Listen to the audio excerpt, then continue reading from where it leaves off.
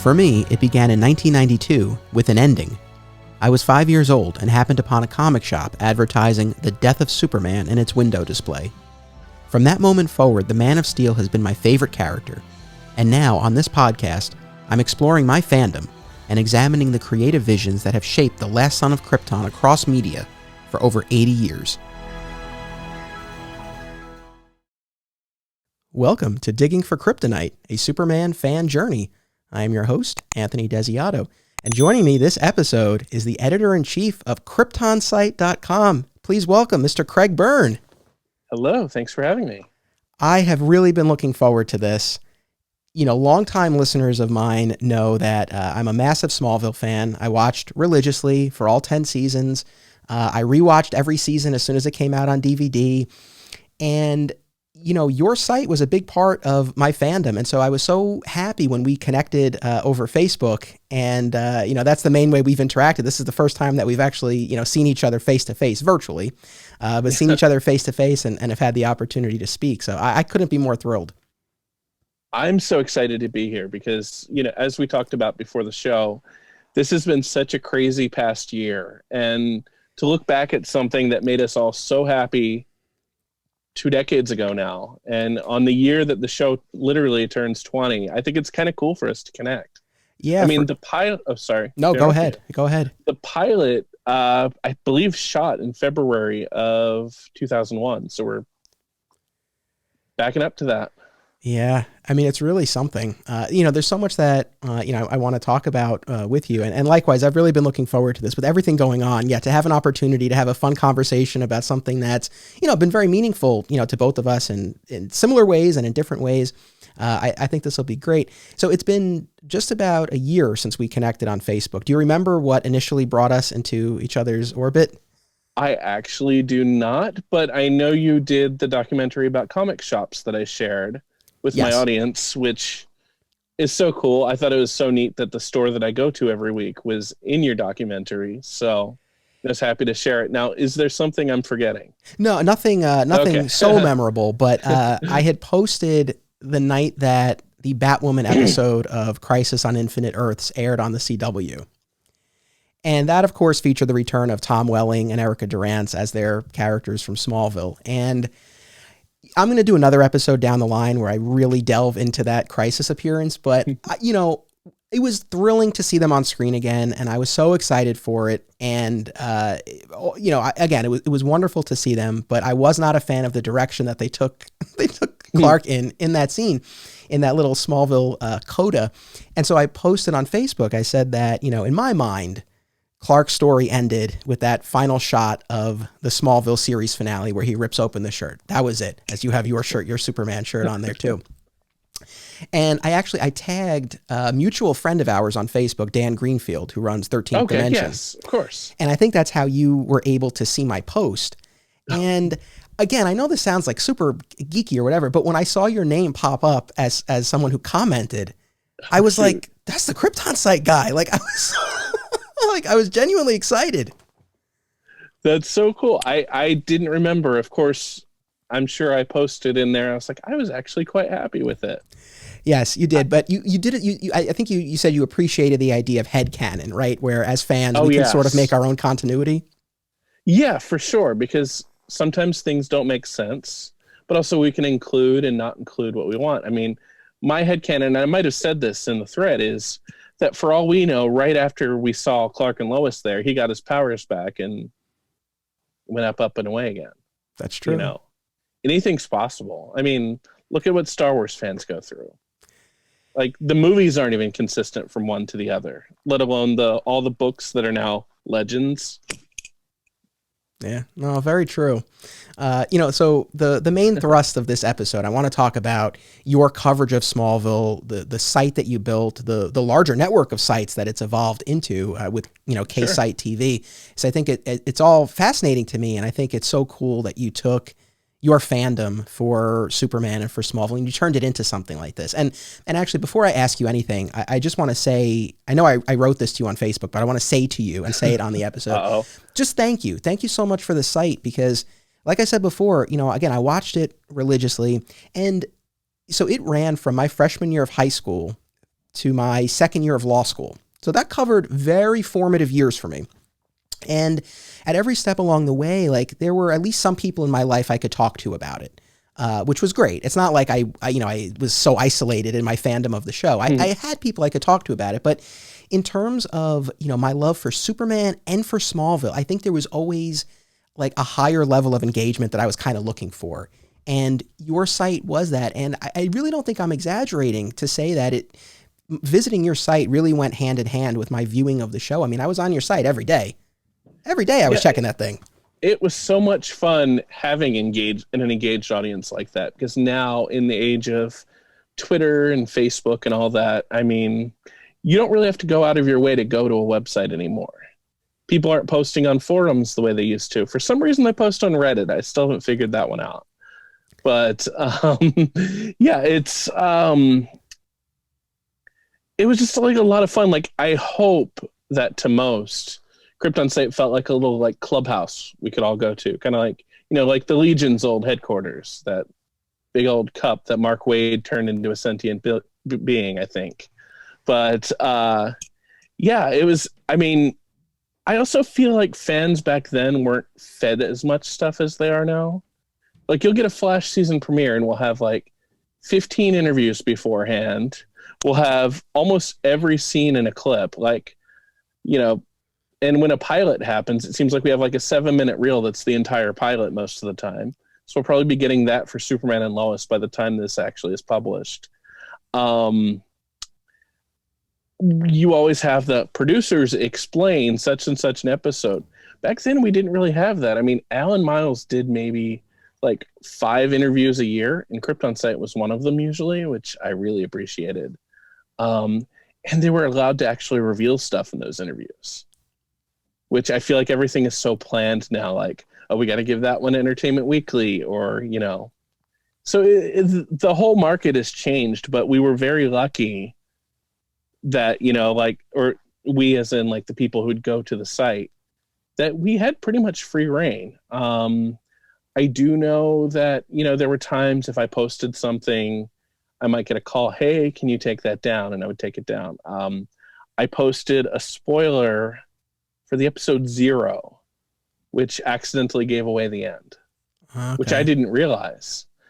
But also back then, people weren't like reposting stuff in 18 million places. So I could just delete it and it would be gone from the internet, which is very different now than today, where, somebody can post, oh, Chris Evans is doing Marvel movies again, and it will go like wildfire. And then he's like, news to me, Right. So that's very different too. There weren't as many fake stories except for on KryptonSite April Fools. But we'll talk about that too, I hope, because that's like my favorite day of the year. It's on my list, and it's a big part of, I think anyone who is a regular at KryptonSite, that's, one of our favorite days. And, when you talk about the fake stories, I thought maybe we'd get to this a little bit later, but it's relevant here. I mean, just kind of the idea of entertainment journalism generally, and, it drives me nuts as a fan, and I can only imagine for you as a journalist, as a webmaster, what it must be like. I mean, every time I see one of my Facebook friends, no less, post a link from We Got This Covered, I want to pull my hair out. Like, it drives me crazy. Well, that was the worst for me before Crisis. Because I remember the Cosmic Book News guy was like, oh, Tom Welling is in Crisis. I literally talked to Stephen Amell about it the day before. And Stephen was like, I got an idea for them, but they're not signed. Okay. And then what was really funny though is when it was finally announced, Mark Guggenheim tweeted it, and Cosmic Book News guy tweeted him, I had that back in July. And Guggenheim's like, funny, we just signed him yesterday. Really funny story related to that though. Yeah. This is also a thing, like, most of the KryptonSite spoilers back in the day came from casting sides.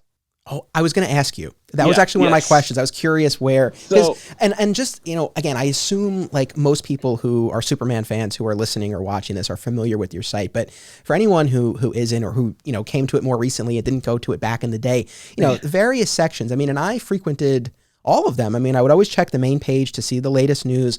I would check out the spoilers. Oh, I have a funny little story with that. But I Okay. would always check the spoilers, the photo galleries whenever, photos came out for upcoming episodes. I was not, I will admit, I was not an active member of the forums. I did lurk, though. I was one of those. I was a lurker. Do you remember your screen name? No, I didn't even have Okay. that. Yeah, no, I was just, Okay. yeah, I would just read. I didn't get into the action, which in retrospect, I don't know why, to be honest. But I enjoyed it nonetheless. Well, I'm glad you did. But what I was going to say, though, about the spoilers page is around the time the show moved to the CW, I remember I talked to one of the publicists for the show, and she's like, okay, there's going to be something big coming up. If you see it, like on a casting site or something, can you let us know? And I go to the casting sites page, and I see they're casting Oliver Queen. And I remember I emailed her immediately, and she got, like, I think it was called Showfax. She got on the phone with Showfax, and that was gone within 5 minutes. But what's really funny about that story is I had seen the Aquaman pilot already. This is before it was on iTunes. Mm-hmm. Basically, Al Goff brought me into the office and was like, okay, if you like it, you can talk about it. If you didn't like it, you never saw it. But I did like it. So I actually wrote a review on the site. But after I saw the casting sites were there, I sent Al an email. I was like, who'd be a great Green Arrow? Justin Hartley. And he responded with, you must be psychic because we just signed him this morning. I wasn't allowed to post it yet, but it still was kind of funny because I just thought he'd be perfect when we saw him. And sure enough, he was. Yeah. That should have been one of my April Fool's jokes. It's funny. I mean, I'm sure we'll keep coming back to the April Fools, but like, it's amazing. And I'm sure, I mean, I can only imagine what it's like from your perspective. I mean, numerous things that you've had there as jokes over the years. Well, I forget about them sometimes. Like last year I had a list of guest stars for Crisis and I had Ezra Miller on there. I didn't know anything. Like I was just like, oh, a member of the Justice League will show up. It's likely going to be Ezra Miller. No idea. Nor did the people working on the shows, other than Guggenheim and the few crew members that did it. Yeah. Even Steven didn't know. Oh, really? Yeah. That was there were a lot of fun moments and a lot of surprises, but that was the one that I was genuinely like gobsmacked by, because I just, and I know you know this better than anyone. I mean, over the course of Smallville, there were so many restrictions, right, on who they could use, how many episodes, all that. So the idea of like, well, the movie version is going to be on the TV show, like, because I remember my wife and I, and she follows all the shows, with me, and I remember she was saying, like, do you think they'll have someone from the movies? I was like, no. I was like, there's no way. Warner Brothers will never let that happen. If only it had been Cyborg, right? Too soon. At least he would have had a, final moment. Well, he wouldn't have been working glory. for Hamada and Johns. That's true. So he could have done it. No, I'm just kidding. But that's drama for another day or year. But what I was going to say, though, with Crisis, I remember when Smallville was on, like thinking, oh, it'd be cool if they had like Brandon Routh as Mon-El or something. But at the time it seemed impossible for him to even do TV. It was right before he did Chuck, I think. I remember thinking that. And then he was on Legends of Tomorrow for like 5 years and Arrow for like a year on top of that. And it's just crazy how it's all connected. But I actually was shocked that Welling did Crisis. I was like, there's no way they're going to get him. Or at least not as Clark. Like, I thought maybe they would have like Tom Welling like walking down the street, or maybe like in a bar, kind of like Hugh Jackman in X-Men First Class. Something like, but I had no idea. I actually thought Rosenbaum was going to show up. I was very disappointed. Yeah. That. I'm with you on both fronts. And actually, you were a moment ago, you were talking about how, again, like during the time of Smallville, you didn't have like all the interviews and all the coverage and all the exposure that you necessarily see now, specifically with respect to Tom Welling. And I know you have, I know there's some stuff, the story that you've posted, and if you'd be willing to share that, I think that'd be awesome. But it's been, because even from the fan perspective, right? Like I remember, he did some interviews early on. I remember him on the season 2 DVD commentary tracks. He was on a couple that he was What? And then season 3, he wasn't even in the bloopers. Yep. And so from the fan perspective, like for years, like I always remember, I was just like, where, like you didn't see him in interviews. Like one of my buddies at our local comic shop, he teased me all the time. He was like, Tom Welling doesn't exist. He's like, he passed away after season 2 and they've just been CGIing him all these years. And then like towards the end of the show, in those final couple of seasons, they did the Comic-Con panels and you saw him a little bit more, but I've been floored over the past year or two, seeing him on Rosenbaum's podcast, seeing him at these conventions on Crisis, blown away. Well, let me tell you, like one thing that's just so different about Welling. Well, I mean, my negative story, of course, is that I waited on set for him one time for 2 hours. He finally agreed to do an interview for my season 7 book. I think it was 7. And then he bolted, and everybody thought that was hilarious because apparently he did that often. But Annette O'Toole explained it to me that he would get anxiety about interviews. It might have been related to that Rolling Stone interview they did around season 1 or 2. Tom, Michael, and Kristen. It really painted all of them badly. Oh, okay. And I think I just think in retrospect that he was exhausted. And in addition to being afraid of being misquoted, et cetera. Now, I obviously, I would have sent him the transcripts, before even, or, the manuscript of the book before it would go. But because, I was in with them. But it was weird because, Glover told me that Tom was agreeing to do it. Steve Oben, who you've probably heard about on Rosie's podcast, was like, hey, yeah, Tom's going to do it. Never happened. But what was really funny, though, I don't know if I've told this story in public. I did a Lucifer press thing about 2 years ago. And it was for the 8th episode of Tom's season. First 7 episodes. And by the way, this is before the Allison Mack stuff dropped. First 7 episodes, he always called Chloe Decker and not Chloe. So I asked him, I was like, so Tom, did you purposely wait 8 episodes to say the name Chloe? And he gave me a completely serious answer. And I just went, Tom, there's another reason I was asking you about the name Chloe. And then he's just like, oh, I get it. He got so excited. And it was like the dog from Up or something. And so that was a great interaction. I think Lucifer opened the door for him a little bit to understanding that, fans aren't scary, maybe. But I just think he was overwhelmed in retrospect. It was hard and kind of embarrassing to do the official companion guides for the show and not get the lead actor. I'm sure that was a tough thing. So you did these companion guides, which that was another thing that I wanted to. Sorry. To bring. No. This is I'm having a great time, and I couldn't thank you more for taking the time to do this. But with Welling, because I've watched video of a bunch of the panels that they've been doing at these conventions, and I've listened to him on Rosenbaum's podcast the various times he's been on it, and I do get that sense, right, that he was overwhelmed, overworked, tired. Yeah. And I think. I agree with you. I think the Lucifer experience probably opened things up for him. I think Rosenbaum personally too has played a big role, between the conversations they've had on the show and kind of roping him into doing the conventions. I really think that that kind of changed the equation a little bit. And you have to realize when Tom started Smallville, the actors doing Comic-Con was not a required thing. I mean, Smallville had panels, I think, for seasons 1, 2, and 4, and then didn't come back until 7, I don't think. Mm. So, you know what I mean? There was always a big break. And I remember one of the first TV casts to show up at Comic-Con, I think was Buffy. I feel like that was around 2002. And by the way, there was not a panel before season 1. I was mistaken. Gotcha. But I did go to season 2, which was in a tiny room. And that was actually where Miles Miller slipped that Chloe was Lois Lane's cousin. And Sam Jones and Allison Mack were there. And that was it for the actors. So things have changed. Now it's almost in your contract. That was actually one of the first red flags I saw with Ruby Rose, was that she didn't do Comic-Con. I was like, you're the lead on an Arrowverse show. Of course you need to do Comic-Con.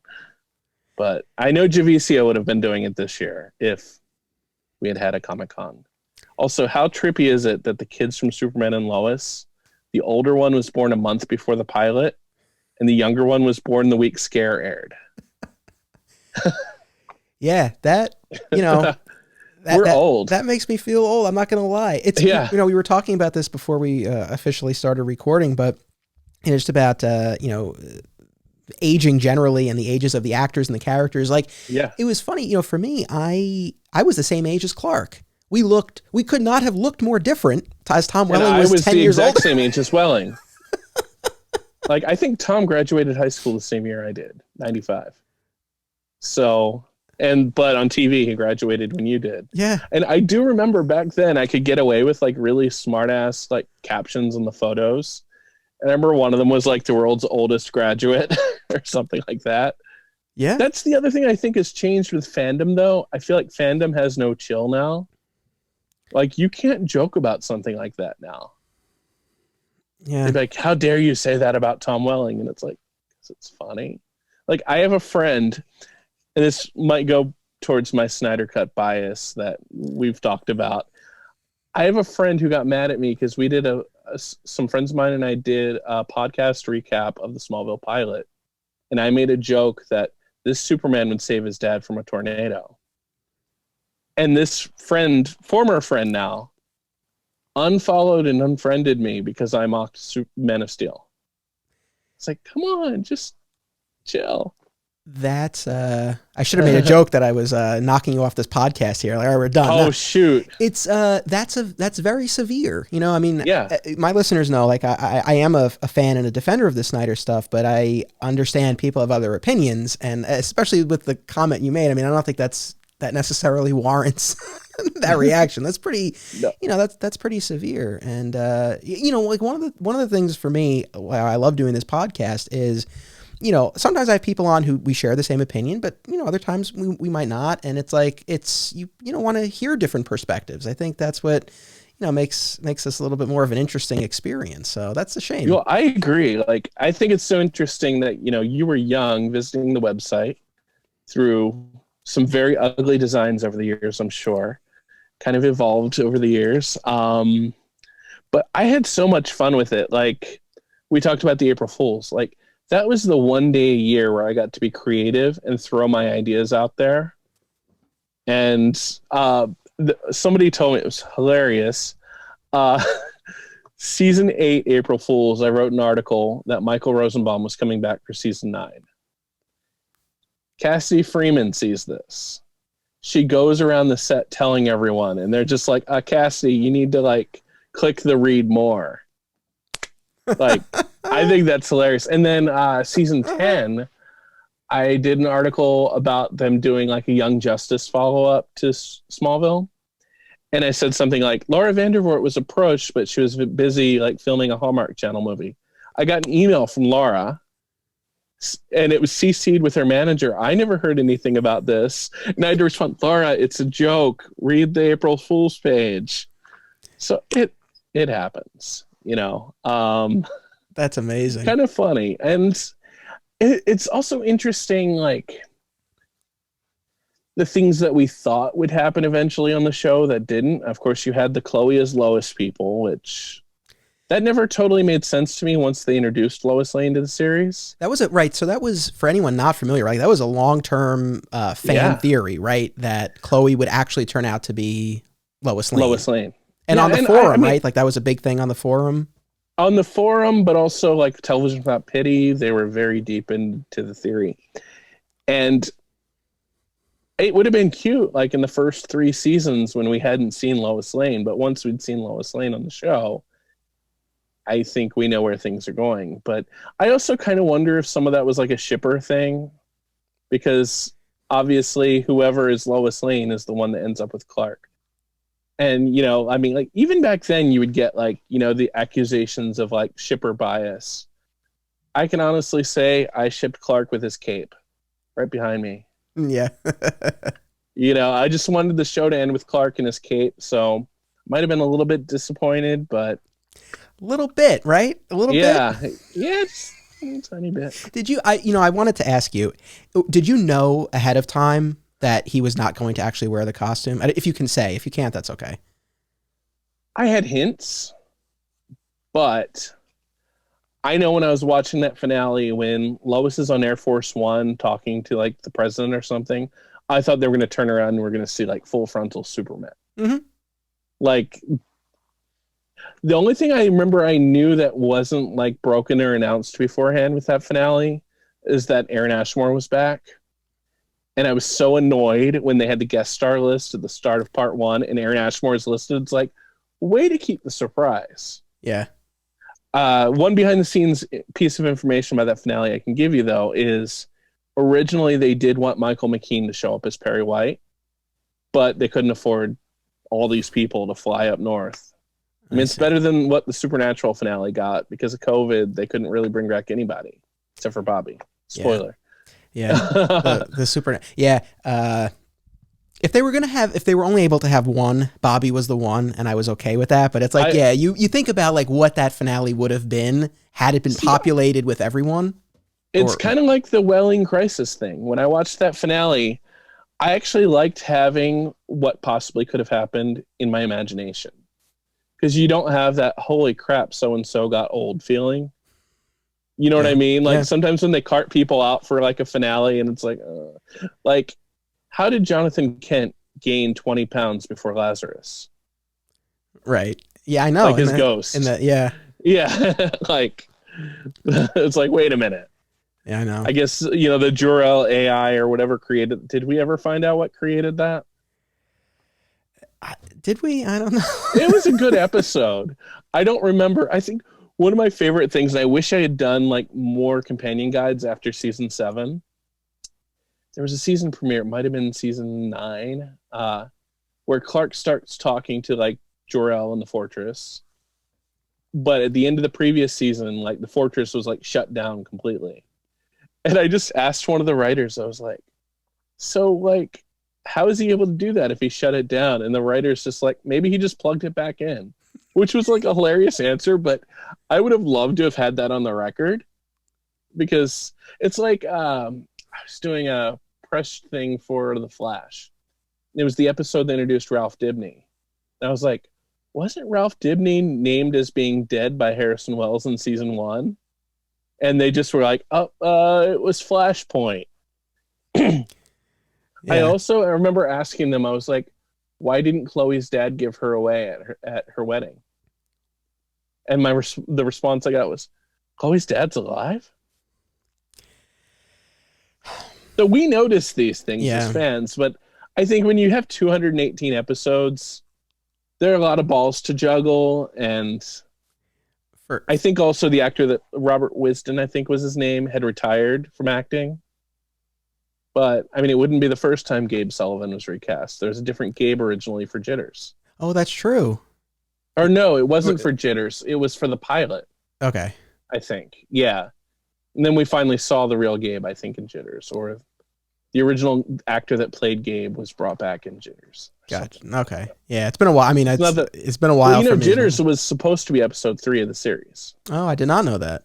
Yeah, the director of that episode's like mother passed away while they were filming. Oh. But that's actually what brought Greg Beeman into the show. And I mean, Beeman's directing was legendary. I mean, just the fact that he would use such beautiful colors for Smallville, and then like Metropolis was a bit more gray and flat. Yeah. No, that worked. I have a question for you. Sure. If you could have had any piece of the Smallville set, what would you have wanted and why? The octagonal key, that's up there for me. I have a replica of it, and it's. Well, do you remember when John Glover was like doing replicas of it for his Alzheimer's charity? Oh, that's right. With locks of his hair. Oh, okay. Yeah, no, this was just, I remember it was actually the owner of the comic shop that I worked at ordered it for me. Nice. Like it was just like a, licensed merchandise that was available in the Diamond previews awesome. Catalog. So that's something that I think would be, that's the first thing that comes to mind. So I'll go with that. See, my answer would have been, of course I didn't get it, or I'd be very happy right now. I would have wanted one of the newspapers from the wall of the Daily Planet. Yeah. Well, and especially as a journal, I mean, that would have been perfect for you. Yeah. I just think, in fact, like my walls that, I mean, you can't see right now, but I have walls that are blue, like the walls of the Daily Planet. And I'm pretty sure that was probably intentional, and I just wasn't thinking about it. Yeah. So, yeah, I still like, you know, they say always hold on to Smallville. There's even a podcast by that name. There is. And Zach does a great job with it. And like, I mean, you come into my place and you look to your left, and I actually have the original Smallville promotional poster, not Tom in the corn, not Tom tied up, but it's got like this orangey background and a different logo that looks like the Superman logo. If you watch the pilot, the grocery bags say Smallville, and it's kind of in the original Smallville TV series logo. So I've got that as you come in. That's kind of how I'm always holding on. And I have other stuff. I think You're wearing your Smallville High Letterman jacket. Yeah, I'm wearing I don't have a Superman hat, so I'm wearing a Supergirl hat. So I hope when we get a new Superman TV show, Warner Brothers is like, hey, what's up? Actually, I had a Smallville hat they gave away Comic-Con, I think before season 9. I couldn't find it before we recorded. So, you know. But yeah, it's like, I'm sorry, I'm going on a rant or, you know, a tangent. It's perfectly fine, and you're not, but it's great to hear all of this. Honestly, it's a lot of fun. You know, I was thinking about sort of what I think, and tell me if you agree. I feel like you occupy a very unique space within the world of Smallville, because obviously there are the people who made the show and there are the fans. And yes, there are other entertainment journalists, but I don't know of any who covered the show to the extent that you did. I mean, again, you visited the set, you had interactions with the cast, the crew, the producers. So, I mean, I feel like the perspective you have is really fascinating to me. It's really kind of surreal. And I think, again, it's something that I don't think could be duplicated. Like, they really treated me like part of the team, or a lot of them did. And that was really cool. Like, when they would have their season premiere parties, I was invited. Usually it wasn't cast, it was just the producers, but it was just fun. But they knew that when I was showing up, I didn't have my journalist hat on, and I wasn't going to be like asking them questions and harassing them with stuff like that. Trying to think, I would sometimes get the crew gifts that they did for the 100th episode. They listed like everybody that ever worked or guest starred on the show. I was on the list. That was really cool. Also, a lot of people might not know, but do you remember the original Smallville Ledger and Torch sites? Oh yeah, the Warner Brothers ones. Yeah, I was Pete Ross. Oh. So like the episode Craving, when Lex calls up an article from the Smallville Torch, I wrote that article. Oh, so wow. I actually had something on Smallville in its own weird way. And I also wrote the classifieds and would like sprinkle like references to the comics. I think I had like a Coast City Memorial reference at one point. I got to the point where I had to explain my jokes. One of the things I wrote got mentioned in the episode Jinx. An article I wrote for the Ledger referred to BB Davenport's auto body, which was a reference to Cooter from the Dukes of Hazzard, making a little John Schneider joke. Sure. And in Jinx, they make a reference to BB Davenport's auto body. I'm like, so that was fun. And actually, the writer of Jinx was my boss with the Ledger and Torch. His name was Mark Warshaw. And he ended up he did the Justice and Doom thing later. And so, like, I got to be involved, which was such a cool feeling. Like, I mean, now everything is so, I mean, they have entire, like, staffs doing these websites and stuff. But back then, they didn't have it. Like, I mean, back then, I almost feel like if people wanted to know what's up with Smallville, they would just have to come to KryptonSite, and hopefully they would find what they need. Whereas now, I mean, you Google Arrow, and you'd probably find like 50,000 things before you'd find me. Maybe not, but you know what I mean. Yeah. Movie lovers should check out this family of film festivals: the Brightside Tavern Film Festival in Jersey City, the Hang On to Your Shorts Film Festival in Asbury Park, and the Point Lookout Film Festival on Long Island. Submission information for filmmakers, as well as details about the festivals generally, can be found at filmfreeway.com. Also, be sure to listen to the podcasts hosted by the festival's organizer, CJ Cullen. You can find the official Hang On to Your Shorts podcast, as well as the Cullen on Film podcast, via a shared universe network. And we're back. So a little while ago, you mentioned the Always Hold On to Smallville podcast, right? And that's another series that's out there, and they're rewatching every episode of the series. And it's amazing. It's funny, though, because, maybe a year or more than a year ago, I decided I wanted to do a Superman podcast, and I didn't know initially exactly what the focus would be. And, I'm this huge Smallville fan. So for a brief moment, I toyed with the idea of doing a rewatch, and then I looked to see if there was anything else all that already existed, and I saw that it did. And I'll be honest with you, I was relieved. I was happy that it existed, and I was happy that someone else was doing it. I didn't really feel like I needed to, and I've been having the best time doing this show because I can jump around and I can cover Smallville as much as I want, but I can, do so much else. And, I agree with you. And Zach's doing a wonderful job with that, and it's great and it's there. But it's funny because you might have thought that I would be disappointed, but I was actually I was like, all right. Yeah. Well, and the guys that did the Starkville House of L podcast, Shu, I'm sure you remember that from back in the day. Yeah. They're going to be talking about Superman and Lois on a podcast. So yeah. Very cool. Yeah, it all comes around. If I had the time to do a KryptonSite podcast, which would just be general Superman TV, probably I would, but I don't know how to record these things. And that was one of my last questions for you, because your site has grown so much, right? I mean, it's a whole network of sites now. You cover the Arrowverse, you cover a bunch of shows. And I was curious if, about future plans generally, and specifically if you had thought about, doing a KryptonSite podcast or KSite podcast. Yeah, I mean, it would be fun if I could get, people who were involved, maybe, to, do interviews. I do have something that I've kind of had in the back of my mind to do for the 20th anniversary. I don't know if I'll be able to finish it because the pandemic kind of, knocked me off a bit. So we'll see. If I do, I will tell you first. Well, I appreciate that. Yeah. I would like to, at the very least on the site, I think we've got to do some Smallville anniversary things. I mean, honestly, I think the CW and Warner Brothers,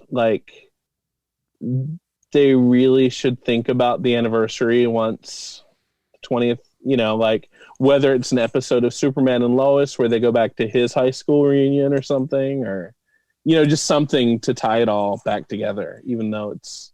Yeah. I mean, Tom Wellings Clark might still be out there somewhere. I doubt he's going to play it again, but he's out there. Kristen Krug told me when I interviewed her about Burden of Truth, she's like, yeah, I'd do it if they asked me to.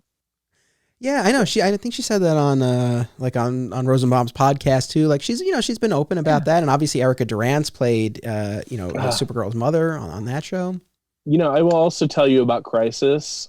I really thought Erica was going to be in multiple episodes as Lois. Because the way the press release was Erica Durant is... But it's because she was a Laura in part one. Yeah. But they tricked us. because I thought maybe Tom's Clark would be blinked out of existence or something, and Erica would have to rescue him or something. Yeah, that would have made sense. Yeah, I could have seen that happening. I do remember going crazy, and I actually got in an argument with Zach from Always Hold On to Smallville about this. When people were like, "Oh no, Tom's going to show up in the costume," I'm like, "No, he's not." No, it's so because I remember seeing all that stuff, all that speculation. Yeah, I remember in particular there was he was going to be in costume with the other two, and I just remember saying, "I'm like, there is no way." If this guy didn't wear the costume in the series finale of his own show, I don't see him doing it here. So I knew they would get around having him in the costume. My hope, what I kind of thought was going to happen was that I thought they would kind of tease us a little bit where, the Arrowverse characters would come for help and he would be like, oh, I got to grab my costume. And in the time that it takes him to super speed away, the Arrowverse characters are pulled back. And I would have been perfectly fine with that. But yeah, I was like, there's no way. We're lucky enough that he's even playing Clark again. Even that was enough of a surprise. Well, that also brings me back to the whole finale of it all. Yeah. Because I think what made it a little more disappointing even was Booster Gold made it sound like when Superman revealed himself to the world, it was such a big deal. Yep. I love the Booster Gold episode, by the way. That's one of my favorites. It's a great one. But I think, honestly, if the show had only lasted 5 seasons, I would have been fine with not getting the costume. I think they probably would have held off the formation of the fortress to be the last scene of the show. and I would have been fine with it. But when you have freaking Hawkman on the show and Aquaman and Mira and all these random DC characters before you had him getting married to Lois before he's even Superman. Yeah, it's I think we might have even had a Facebook exchange about this. You know, as a Superman fan, yes. Did I want to see him wear the costume as a fan? Sure, that would have been a lot of fun, and we've been building up to it for 10 years. But I also felt that thematically, like it did drop the ball a little bit, because so much of that final season, and the Booster Gold episode is a great example, was centered around this idea of like he's going to step into the light and become that symbol of hope. And honestly, if I could even do without if he just absolutely refused to wear the costume, but he had landed on top of the Daily Planet building or on the street. And you saw him from behind, like the boots and the cape. Something like that. Or honestly, even if it was the blue shirt and red jacket, but the fact that like he's stepping out in front of everyone.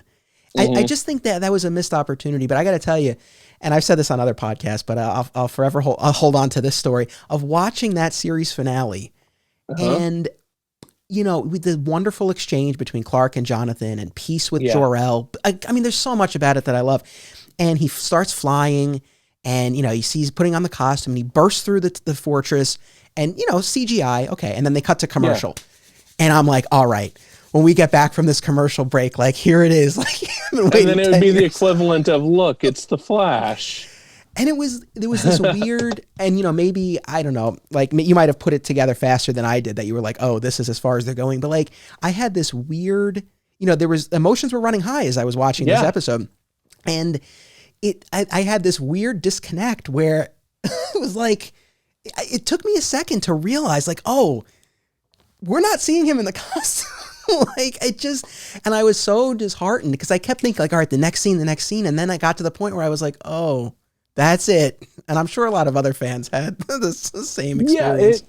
It's very interesting though, and this sounds like I'm making a Welling excuse, and we might have talked about this on Facebook. I do think that seeing him in costume in something that's not his own show would have betrayed his show. Yes, I agree with that. Because it's like we had those 10 years about the build-up, and I think to have the PS, I think that would have kind of sucked, because those people who bought the 10 years DVD set, it's like 10 years of like foreplay, and then we get there and it's like, oh nope, sorry. But what got me in the episode the most, that I loved actually, obviously, was the Richard Donner era John Williams music, but also Louis Phoeber's score, where it's like da da da da, and then it's like Jor-El's like, you're my son, Kal-El.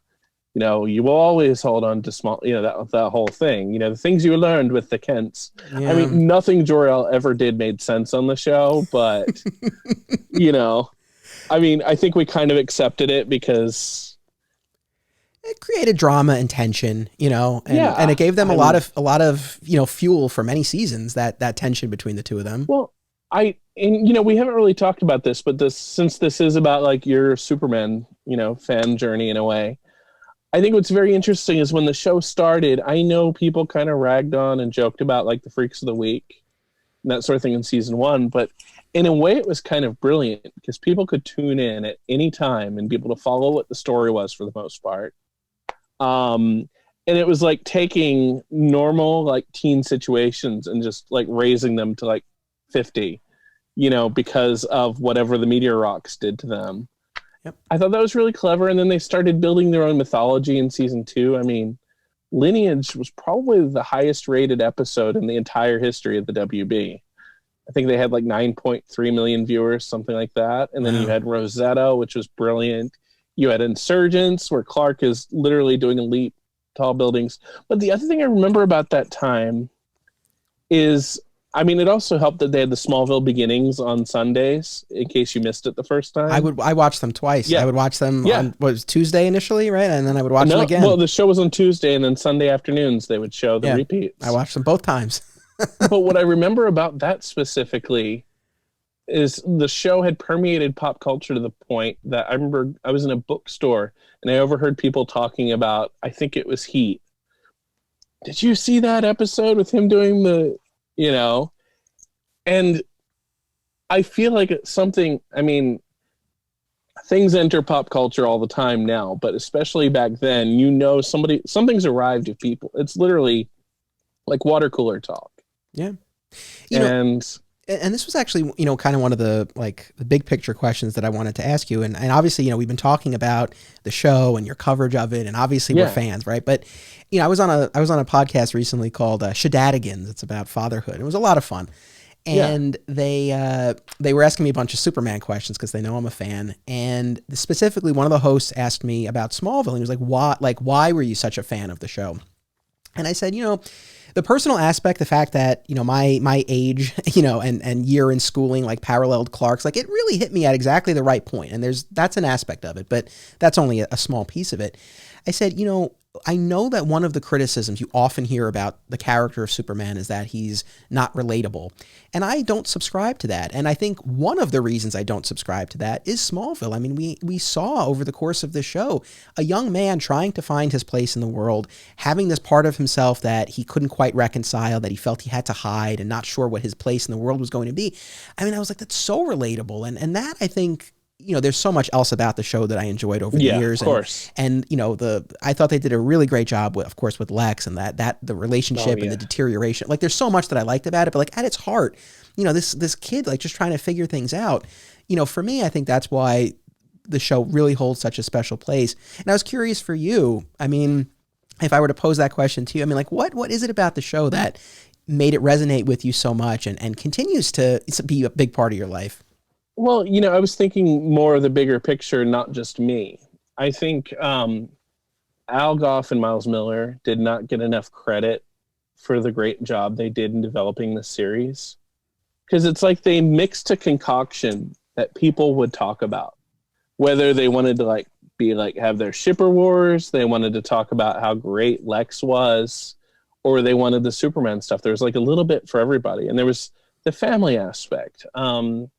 I think especially with how this past year has been, I think it was really beneficial that Smallville was not a very political show. Mm-hmm. Lex ran against Jonathan. You didn't know what parties they were with, nor did you really care. And I think that's kind of special. But also, and I say this on the complete series DVD set, the show came out at a great time because it was a month after 9/11, when I think we wanted to see real heroism and truly good people. And I think that was something that went through. I mean, did Smallville sometimes miss the mark? Of course, every show does. I mean, for example, I personally would have loved, so kind of personal story. I lost my dad when I was 19, kind of like Clark did. Oh, I'm sorry to hear that. And he used to watch Lois and Clark with me and all that. So, he was a big fueler of my own fandom. Sure. But the thing that I remembered thinking when I was watching it, though, or watching it on Smallville, was I know when my dad passed away, I felt like I got closer to my mom and got to know my mom more. And I always saw it more that, Jonathan taught Clark about right and wrong, but I thought Martha would teach him about heart, but they decided to just go after his love interests instead. But I wish they had given Martha more to do because of Ned O'Toole. I mean, as a Superman fan, you've known since Superman 3 that she's a gem. Yep. And she was probably one of my favorite people to talk to for the books. She was very honest. I'll have to send you the transcript of our interview unedited because you will laugh. Oh, I would love to see that. Okay. My friend who transcribed it labeled it Annette's Last Stand. Wow. It was fun. And the only thing that cut us off was that my phone card was only good for an hour. So we had to stop. But I mean, for me, I mean, when the show started in October 2001, I still lived in Maryland. It was around that time that I decided to move out to California. So season 1 was airing when I was in California. So it really does have a demarcation of a period of time in my life. Sure. And it was just, it was fun to kind of obsess over that stuff and, not worry about getting in trouble for what I was posting. Cause now it's not so easy. Like, they're very secretive even about episode titles, whereas like Smallville, I get the titles directly from Al. And that was great too, because I actually think titles are better than having spoilers, because then you wonder, what does this title mean? Yeah. I don't want to forget. I know I had mentioned that I had a little story about spoilers. Yes, the spoilers page. And so this wasn't actually, I think this came about on the forum. I don't think this was something that you had posted, but what happened was, I'm sure you remember this, at the end of season 2, like right before the finale aired, I think it was the WB website, they posted a description for season 3 that gave away the ending of I don't remember that, but I know the first issue of the Smallville magazine gave away all the season 4 cliffhangers. Oh, because it was published a few weeks early. Gotcha. Yeah, this was, I remember this like pretty vividly. And I think that was the situation, was that it was like something on the site was added too soon. It was like a few hours before the episode aired, and it gave away what happened at the end of season 2. And I think someone posted it on the forum. I'm not 100% sure. I think that's where I saw it. Did we delete it quickly? Probably, but I remember having that moment. It was an important lesson as a fan, because I remember seeing like, okay, I could click on this and find out what happens. And I was so excited to know what happened that I did read it. And afterward, I was like, oh, I really wish I hadn't, and it's one thing, because again, like I would check the spoilers page on your site, right? And you had teases of upcoming episodes and things like that, but this gave away like the cliffhanger endings of season 2. And I just remember being like, no, like this, don't do that again. Like if you have an opportunity, like just go in fresh. I would never reveal everything. I do remember getting an email, I don't even remember who sent it to me, that gave away all the season 3 cliffhangers like a week before it aired. And there were a lot of them. And that kind of stunk, because then I knew, Chloe's going to blow up, or, there's going to be a fire in the field. I wish that I had not known that, like in retrospect. Like that was one of those where it was like,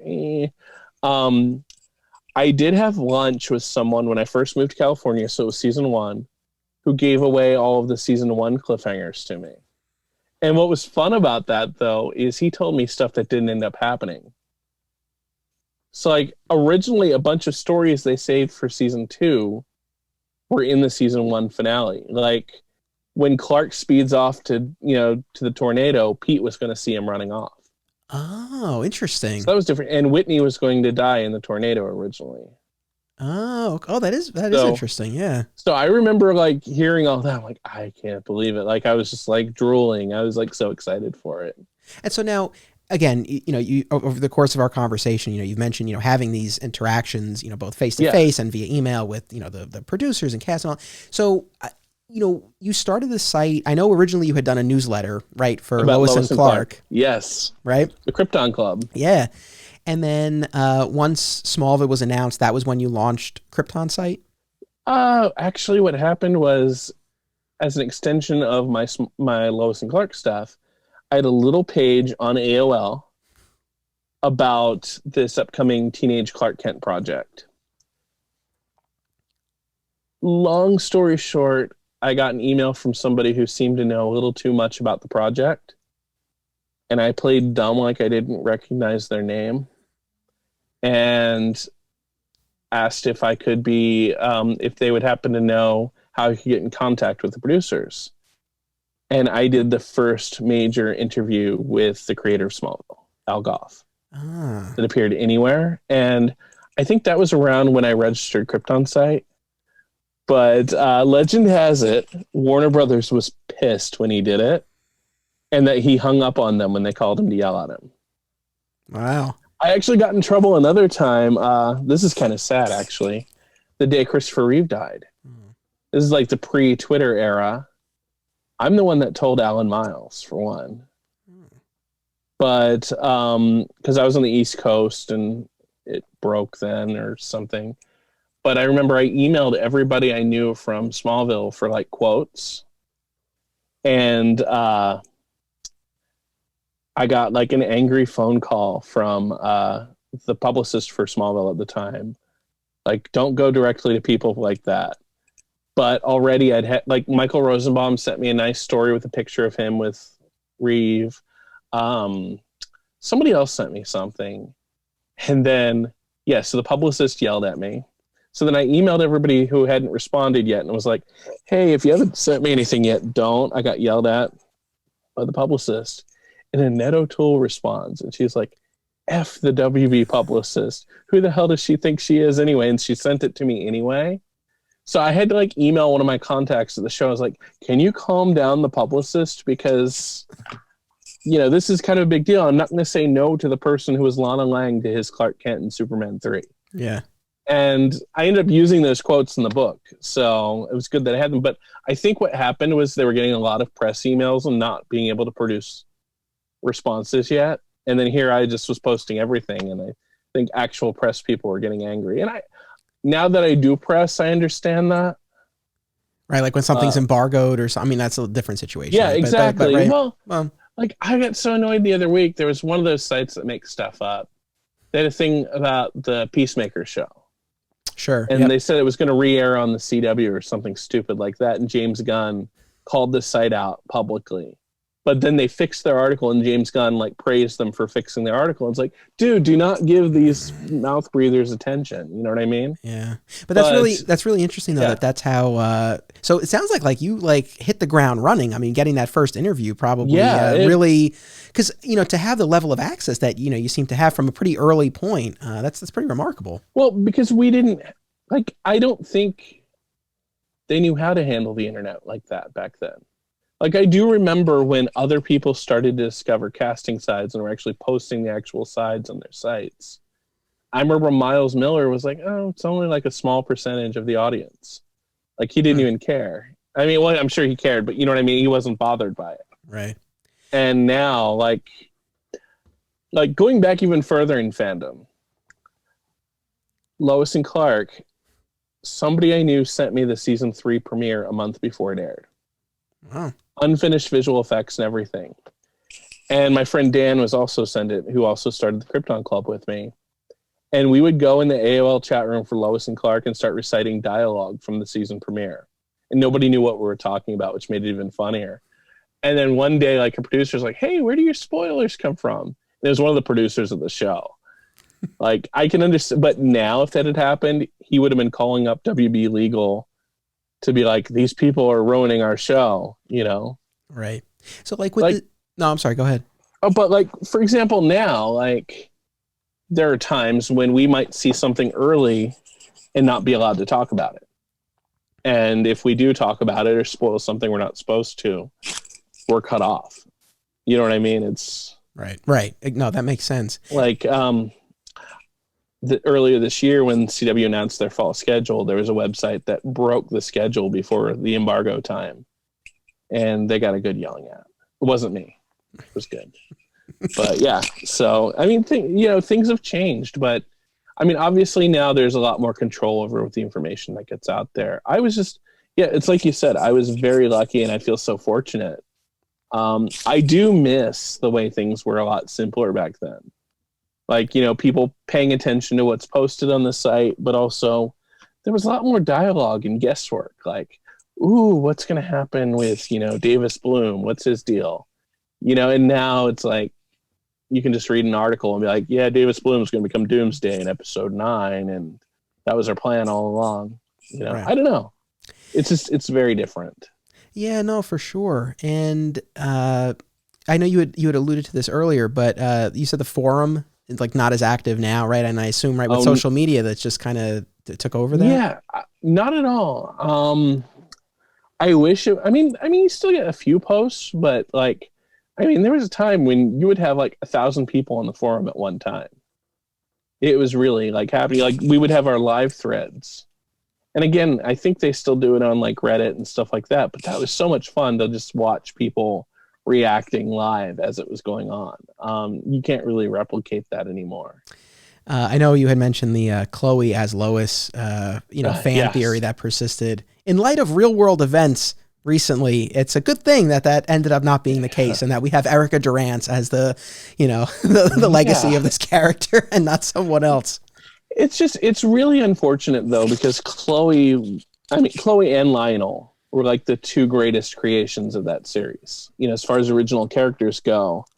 And I'm sure it helped that they had, I mean, Allison Mack and John Glover were two of the most brilliant actors they had on the entire series. And Rosenbaum, of course.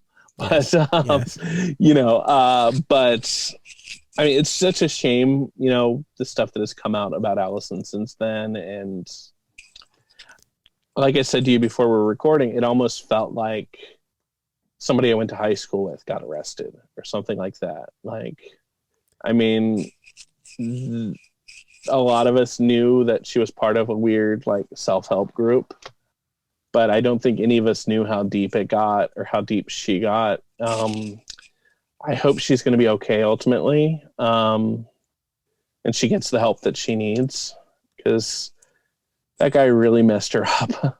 I think that's what it comes down to.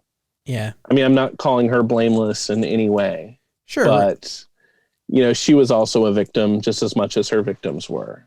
Right. And I know that's like a very, like, deep, serious subject, but yeah, it's just unfortunate. I mean, just all around. And, there were a lot of, like, I had a friend who started a women's charity called Legendary Women. And it was started by fans of Chloe, and they did a public service announcement with Allison Mack once. And now it's just kind of almost embarrassing that they were part of this thing for women's empowerment. But, like, I think that's one thing that's also interesting about being a Superman fan, at least until the last 2 or 3 years with, like, Crisis and all that. It was always the thing where you would have, like, a certain version of the story, and then you'd never see those actors as those characters again. Like, May 13th, 2011, I just assumed it was May 13th, right? Okay, just making sure. Oh, geez. Yeah.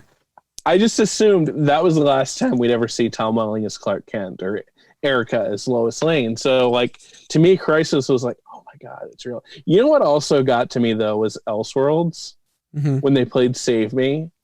I must have watched that scene like 60 times. So my wife and I were watching that, and she's like dabbled in Smallville a little bit, but she didn't like watch it regularly. But, she knows the theme song. She knows my love for it. And when that came on, I was like, oh my God. But, but anyway, just to button up the, the Allison Mack thing. Yes, very unfortunate. Like in so many ways, it's really absolutely, awful. But yes, on a happier note, the use of the Smallville theme song in Elseworlds was awesome. But I wanted to get your take on this, because I know you cover the Arrowverse shows, and I watch all of them. I've seen them all. I enjoy them. There are moments that, like season 2 of Arrow, phenomenal. Like season 1 of The Flash. Yes. I'll be candid. I've not been as engaged by these shows in recent seasons, but you definitely see how Smallville paved the way for these shows. You saw how Smallville paved the way, but also, I mean, and this is not a slight on any of these shows because they have a different kind of storytelling, but I don't think any of these series will last 218 episodes. No. And that's what I wanted to get to, because I feel like, there are a lot of time, whether it's, sometimes it's like storylines or story beats where I'm like, oh, like we saw a version of this in Smallville, or, the in the production of the show itself. And I just feel like you see them borrowing from Smallville. But yeah, I don't know. And going back to what you were saying before, because I think this is really important, when you mentioned, Alan Miles, the creators of Smallville, and what they in the development and the pilot, like that was such a strong pilot that they were like they were still pulling stuff from that pilot years later. Like it gave them so much about that fuel. No, it's okay. Another thing about that pilot is they thought ahead. Warner Home Video helped pay for that pilot, which is why we have never had music replacements in Smallville. Oh, interesting. Whereas even like Birds of Prey, you pop that on and it's like the wrong theme song and it just irritates me. Gotcha. Or like when you try to watch Dawson's Creek or Charmed on Netflix and it's like, that's not the right theme song. But it's true. Like they thought ahead and they made these deals. And I mean, David Nutter, of course, is a master at doing pilots, and he also did Arrow and the Flash pilots. Right. But I just feel like Alan Miles came in to that show. I mean, obviously, plans changed. I mean, I will say, I feel like they came in with a plan for a show. But like when I watched the season 3 finale, Covenant, I think was. Mm-hmm. Yeah, I watched that one for Zach's podcast, and I was like, Lex is starting to go bad. This feels like the midpoint of the show. And I do sometimes think that maybe they would have ended with season 5 if season 5 hadn't gotten such huge ratings, but also the CW happened. Right. Because there's probably an alternate universe somewhere where Alan Miles went off to do Aquaman and the WB had continued and Smallville had just ended at like 6. I don't think Aquaman had, like, I enjoyed that pilot. I don't think it would have lasted 10 seasons, right, let alone maybe 3. But yeah, I maybe it's the characters, maybe it's the ensemble, but there was something magical about Smallville that just like kept it going and it kept us interested. It's also interesting to me that there are like different eras of fandom for that show. There's you and I who started with the beginning, but there are people who like love like season 8 on. So I want to circle back then in a second, because that was one of the things I wanted to mention. No, sorry. It's quite all right. What I was going to say is, we got a magnificent pilot with Smallville, and of course the pilots for the other Arrowverse shows, have been strong as well. But going back to what you were saying about that, the early seasons and the first season in particular, the Freak of the Week formula that Smallville utilized, I didn't mind it, and to me, the show always felt more character driven, and it's like, yes, the Freak of the Week allowed, like you said, to sort of take some of these teen issues and kind of spin them in a little bit of a comic book way. And it gave Clark someone to fight and someone to use his powers against. And so you have that element of spectacle. But I always felt like, the heart of the show were, the barn scenes between Clark and Lana and the heart-to-hearts with Jonathan, like all that stuff. And, the CW shows now with the Arrowverse, they all follow that formula of the season-long big bad, and they all have, the arc of the season of all of these shows. The points that they're going to hit along the way. Yeah. And, some are, very enjoyable, but I feel like, they don't quite match what Smallville did. And I also think as much as, I know not sometimes, I think a lot of times fans, were frustrated with the fact that he was forever getting to the point of becoming Superman. But like, to me, it's like, that was the story. And also I think it just gave it added weight that we were building to something and we knew what was coming, but it was like, how are you getting there? And you don't quite have that with these shows. One thing that I also think was different about Smallville compared to like later things, because they didn't have the social media. Yes, I do know some of them did read KryptonSite, but still, I feel like they didn't, at least in the earlier seasons, didn't pander to fans as much. Like, Miles Miller, before season 4, said at Comic-Con that Lana is dead. Can you imagine the death threats a producer would get if they said that in public now? But what's kind of brilliant about them is, like with the female leads, like in season 5 especially, Lana was his girlfriend, but Chloe was his best friend. So each character had something that was still important about them. And I think that was important too. Like, back then, I remember the early seasons of Smallville, like, you could have an episode without, say, Chloe in it, and you wouldn't even notice. Because the episode was so strong. Like, she's not in Memoria, for example. Right. Yeah. And that's one of the best episodes of the series. And it's not because Chloe's gone, but like later on in the series, I feel like if an episode was missing Chloe or missing Lois, there was like a void going on. And it was kind of weird.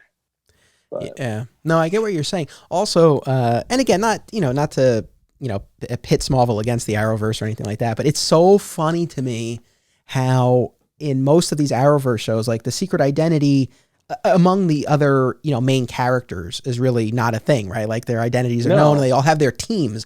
And it's like, we spent so much of Smallville was Clark hiding his secret. And it's just so funny to me to watch all these shows. And it's like, but like within the first season or maybe 2.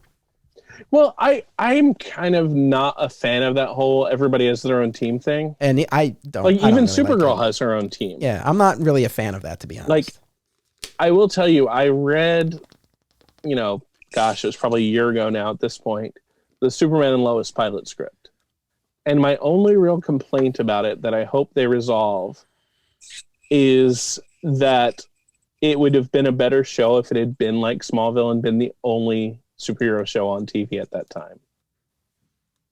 Because I feel like, every aspect of the series, we might have somewhere like, you have a family in Black Lightning, or you have an older superhero in this other show. You have a reporter in Iris West. Right.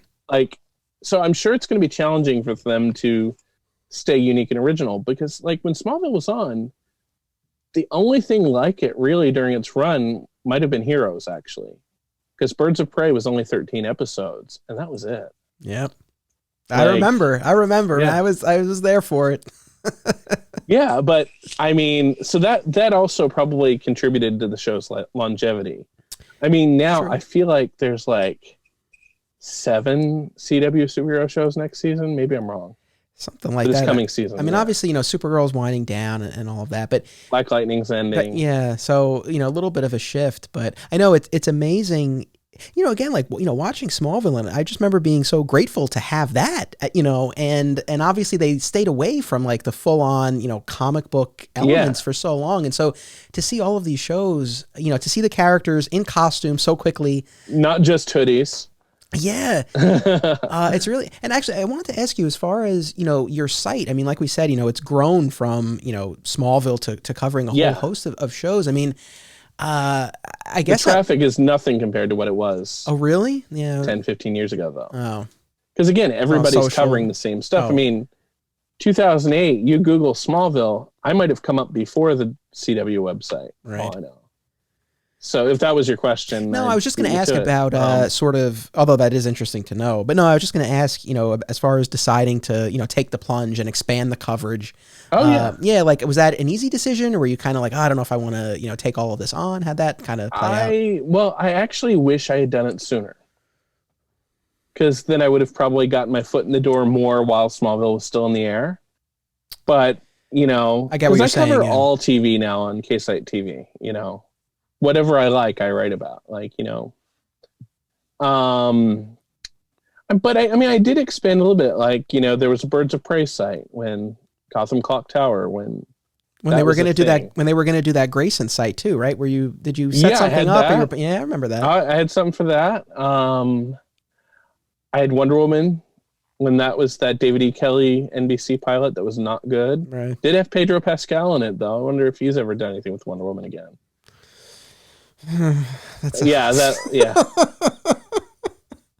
It wasn't turkey that put me to sleep this Christmas. I for the most part, on these podcasts, I like to focus on the stuff that I liked. So let's just say I probably won't be doing an episode on Wonder Woman 1984. I didn't hate it, but I had that, but I also had the Heroes website. That was an interesting story actually too, because I wasn't on the ground floor with that. So what happened was, again, Smallville connections. I got 2 emails the same day. One from Greg Beeman, the other from Jeff Loeb. Beeman wanted me to do something like KryptonSite for Heroes. Jeff Loeb wanted me to write for the official Heroes site. So I was more afraid of Jeff Loeb. So I did the NBC site. Okay, for starters, they took 5 months to start paying me. So that was not good. But also, I felt like I was a shill writing for the official site. And it was at a time when Heroes first started and it hadn't gotten that good yet. So that made me feel like I wasn't being genuine with my audience. And it was weird too, because it's like, it was hosted on NBC servers, yet they wouldn't give me access to their press site. It was just a mess. So ultimately, around the time I actually started to genuinely love Heroes, that's when I quit.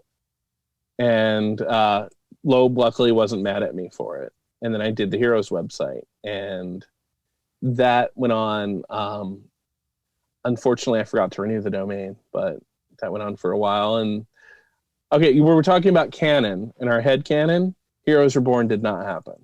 Okay, I only watched the first season of Heroes, so. You were so lucky. You saw the good stuff. I'll be honest. I didn't even really think that was that. There's a reason why I stopped. Okay. So well, like I said, it was okay for me. Well, it's like I said, the early episodes, I wasn't really genuinely in love with it yet. But around like episode 9 or 10, I'm like, this is amazing. Yeah. I mean, I still miss that version of the show, but networks mess with things.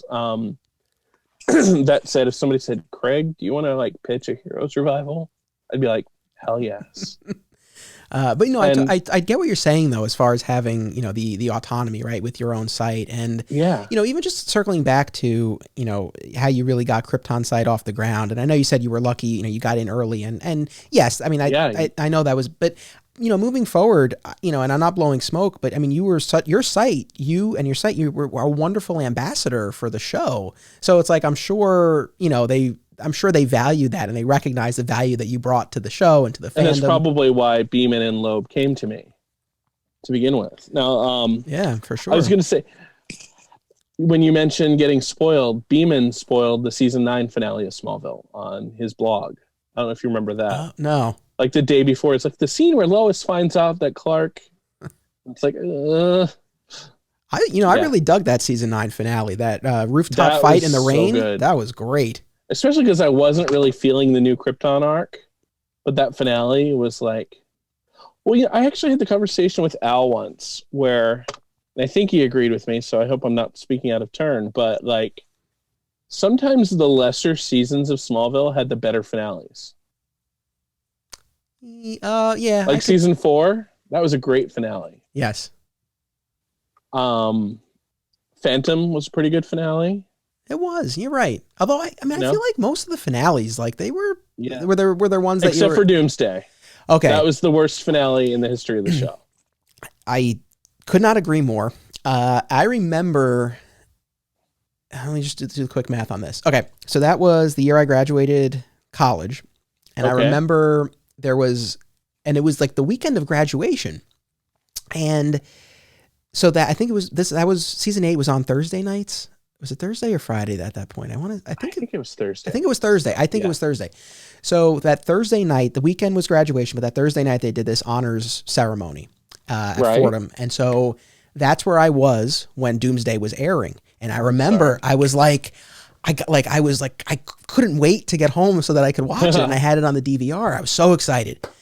And I remember being so mad at that finale. I worked at the comic shop, my local comic shop, the next day, and to this day I remember I was in such a bad mood like all day because of that finale. Well, that episode, and this is another reason why I'd love to do a season 8 book or beyond. Like my biggest nightmare is that they hired somebody else to do those books because I want to do it. But originally, Tom wasn't signed for seasons 9 and 10, so that could have been the final episode of the series.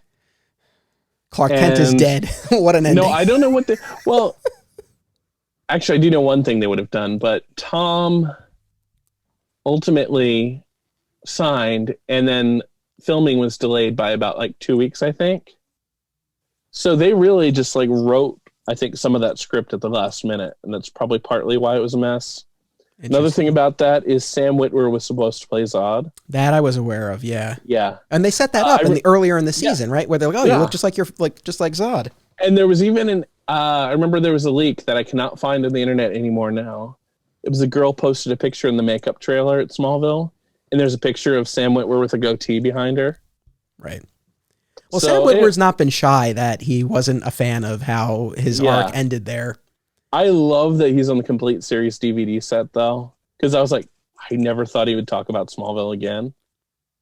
Yeah, but, well, and now he's been doing the panels and stuff, so I think, with the passage of time, too, Oh, yeah. Well, it seems like he had a good job, but he's just like, my contract says I'm playing Davis Bloom. It says nothing about me playing Zod.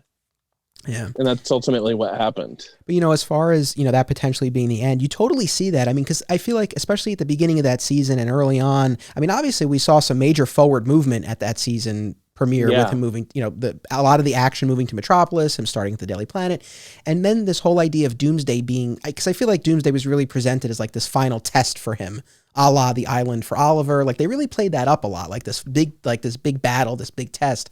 So it would have made sense if it was like he fought Doomsday and then he and I'm pretty sure that when they got I know that when they got Tom for season 9, they also had him for 10. So I think at that point they knew they were doing 10. Yeah. I mean, I do remember though, it's kind of funny at Comic-Con before season 9, in the panel, they're like, do you guys want 10 seasons? And everybody cheered. And I was kind of cringing because I'm like, do we really need to go like this far? I mean, episodes in season 10 I love, but it's like, it's probably how Supernatural fans have felt in the last 6 years, where it's like, another season, really? You know? I know, and I think, you know, it's especially tricky in Smallville's case where you have, like, there's something that you're specifically building toward, and the longer that the show runs, you're you know, you continue delaying it, and you have to keep putting, you know, little obstacles, you know, in its place. But you had mentioned like the eras of the show, and that was actually one of the things I wanted to ask you, because, you know, we can draw lines like, you know, various points in the series. The way I always look at it as like the high school years, and I would throw in the first 12 episodes of season 5 probably to that as well. And then I kind of always look at the second half, you know, post Jonathan's death, 6 and 7, you know, as kind of like the limbo seasons where he's just kind of like hanging out at the farm, and then 8, 9, and 10 where we really start to get some forward momentum. But again, whether you subscribe to that demarcation or you divide it differently, like what's your favorite era of the show? The first 3 seasons for sure. Yeah. I mean, they had such great writers in that era. I mean, you had Alan Miles. Not to say that the later writers were not great. I mean, there were some great ones like Brian Q. Miller, Don Whitehead, Holly Henderson, Al Septian, Terry Meyer, Caroline Dries. You know, a lot of them. I love them. I'm not discounting them. So if you're watching and I didn't mention you, no, but like, you know, you had Alan Miles, you had Mark Verheiden, you had Doris Egan, Philip Levins wrote some good stories, Michael Green. A lot of these people have gone on to big things too. Jeff Loeb. I mean, having an actual comics OG, you know, the guy who wrote Superman for all seasons as part of the show was a really big deal. And he did a lot of my favorite season 2 episodes. Red and Insurgents, 2 of my favorites. Yeah, for exactly. Sure. I mean, he also wrote Legacy. But no, I'm just kidding. That was a bad episode though. Even though they had Christopher Reeve, it's like, this doesn't make sense. I love those early seasons because I mean, we as fans were discovering it and entering that world, but also, you know, kind of like it was an innocent time for Clark. It was like an innocent time for fandom. Like, you didn't have the fandom meanness that we have now, where, you know, people do get mad over who you want to see a character with in the end or something like that. Like, I also saw the fandom start to get really mean around season 6. When people started to see the end coming. Little did we know we'd have another 4 years to go, but you know what I mean? It's like I remember when watching the season 5 premiere and they had the new opening credits, and usually new opening credits are a sign of shows in its last year.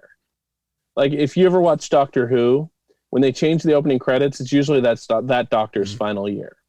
Like, Tom Baker got the Peter Davison synth music, which was not in any other episodes, but his final season, you know, stuff like that. So, yeah, I thought it was near the end then. And I mean, Clark literally says in the pilot, ask me again in 5 years. Right. Yeah, no, I think you definitely, you know, looking at those early seasons and, you know, to the extent that Alan Miles, like from what I've read in interviews, like talking about their original, like 4-year plan, 5-year plan. Yeah. I think you definitely see, like how the 5th season in particular really could have set up the end. And I've always kind of had the sense that like that's in their minds, like they saw building to the fortress and probably doing something akin to like, you know, pulling from Superman the movie, where like he goes to the fortress and a lot of time passes and then he's Superman and he flies off and that's the end of the show. I mean, like that's kind of what it always seemed like the original intention was, something like that. I mean, I think Al is on record now of saying they had a 7-year plan. Okay. I don't necessarily buy that, but because like season 5, it's like when they killed Jonathan, I thought that was leading up to the big confrontation with Lex and I guess Brainiac, and how season 5, maybe that would be the end of the show. And then you saw the same thing happen again in season 7 when Lex killed Lionel. But some of that was the writer's strike. I also think Smallville could have ended at 7 seasons if we hadn't had the writer's strike. And they had been able to wrap up everybody's stories. Because, I mean, that was pretty complicated to have to, like, almost everybody but Tom had to re-sign their contracts after that year. Right. I mean, I remember the fall schedule announcement that year. I think the only people on the series regular list for season 8 were, like, Tom, Erica, Aaron Ashmore, and I think one other person. I don't think Allison was even officially signed yet. Gotcha. Yeah, I mean, it was a tremendous amount of cast turnover between seasons 7 and 8. I mean, and you like major main characters. I was on set for my season 7 book when they were filming Veritas and Traveler. Okay. And because of the writer's strike, Veritas could have been the season finale. And I remember I saw the scene where Clark and Chloe are going down the hallway, and it's like near the end of Veritas. And I remember Allison gave Tom a hug and was like, I think we just filmed our final scene together. Like she thought she was leaving. It's interesting. And I remember with that too, right? They filmed a scene where Lex makes it to the fortress, right? Because that was in one of the promos. Was originally, that was shot. That was in the original. Like, I actually remember when I was talking to the people who were doing the complete series DVD set, like I was like, you should just put together like an alternate cut of Veritas. That was the original version, because the original version, it's on the DVD, the clip of Kara's fortress being built, that was one of the cliffhangers. Oh, okay. It was completely cut. Kara's fortress, Lex killed Lionel in that version. Oh, right. Okay. Yeah. Like, John Glover never came back that season. Gotcha. Oh, that makes sense. Yeah. I think I remember, I must have read, probably, any information I had came from your site. So it's like, I know I wouldn't have posted that they kill Lionel in the episode. Okay. But I do remember, like, I feel like Ozziello, who I don't know who he wrote for, maybe it was Entertainment Weekly back then. I think he got the scripts because he would sometimes report on stuff that was in the scripts but never happened. Okay. Like, for what was Lana's last? Was it Prodigal? No, that was the Lucas Luthor episode. Wait, why am I forgetting? It's not Power. It's the one after Power. Oh, her final episode in season 8? Yeah. Oh, geez. Yeah. I'm blanking on the title too. Yeah. Yeah. So you all can hate me now. But either way, like, in that script, they were going to have the voice of Lex Luthor, but Michael didn't want to do it, which is a shame because that would have been fun. But I remember Ozziello spoiled that. Also, though, a version of Veritas had Genevieve Teague in the flashback. Oh, interesting. Instead of Jason's dad. Yeah. And what's also weird is the scene I saw them filming in Traveler, there was a reference to Jason's dad being dead, but then when the writer's strike didn't happen, or, when the writer's strike ended, they ended up bringing back the holographic doctor, who I don't know how him plus Dr. Quinn, Medicine Woman, could make a Jason Teague, but... but I know that I remember, that whole production aspect with the writer's strike and with Veritas in particular. I got to say, though, just speaking about season 7, it's so funny on the latest episode of Rosenbaum's podcast that Tom Welling is on. At the very end of the episode, Rosenbaum, they're parting and he's like, I love you like a brother. It's the exact same thing Lex said. It was so weird. Like, these two guys in real life expressing the same sentiment, very different circumstances, very different But they don't have a poorly made sunset in front of them. Yeah. Like was it Hug? That was like the worst sunset ever. Yeah. But yeah, no, it's I mean, and again, just going back to like the eras, I'm with you. The early seasons are definitely my favorite. But I do have, I have to say, like, I really felt like they got a nice boost creatively in season 8, as much as, oh yeah, for sure. From a production standpoint, I know they weren't really outdoors as much. We didn't get as much licensed music. On the one street in Metropolis, they got a lot of play, but like, again, moving Clark to the Daily Planet and developing the relationship with Lois. It's like, I really felt like, and again, I think born out of necessity. I mean, they losing Lex and losing Lana. It's like they had to give a little. It's amazing the show lasted movement. 3 years after that. I know. I would not have predicted that, but I think that they did a nice job. But they had to do something a little new. I feel like Smallville kind of prepared us for that with shows doing it now. We understand that stuff more. It's like I was telling a friend of mine who likes Riverdale. I was like, just wait till we get to season 7 when Jughead and Betty just decide to leave the show. That sort of thing. Yeah. Or I'm very curious about The Flash because, they're about to enter season 7. Who's going to still be around in season 8? I'm assuming they're doing a season 8 because why not? Even though the show hasn't been what season 1 was, but it's like a high watermark. You know what I mean? I think The Flash season 1 was probably my favorite Arrowverse season, followed by Arrow season 2. Okay, right on. I would flip them, but those are the two. Yeah, for sure. And surprisingly, Legends of Tomorrow has become one of the best shows of the whole thing. That's been, I tell that to everyone, and it's like, because you wouldn't necessarily expect it. In the first season, they were more of the standard Arrowverse show, but they really came into their own and they just went for it. But season 1 was kind of bad and not in a good way. Right. Yeah, no, I don't disagree. But when you got to, I remember the mood I was in the first time I saw the finale where they had the giant Bebo, and it just brought me so much joy. Yeah. And sometimes we need that kind of joy. Obviously, you don't want a giant Bebo in Smallville, but on that show, it just kind of worked. And also, Legends of Tomorrow was the first Arrowverse show to kind of reference Smallville. Do you remember that? Oh, wait, refresh my memory. Vandal Savage used the alias Curtis Knox. Oh, that's right. Yeah. Yeah, because that was supposed to be Vandal Savage that Dean Cain was playing. Dean Cain. Yeah, we're not going to talk about him. I won't talk about him, but at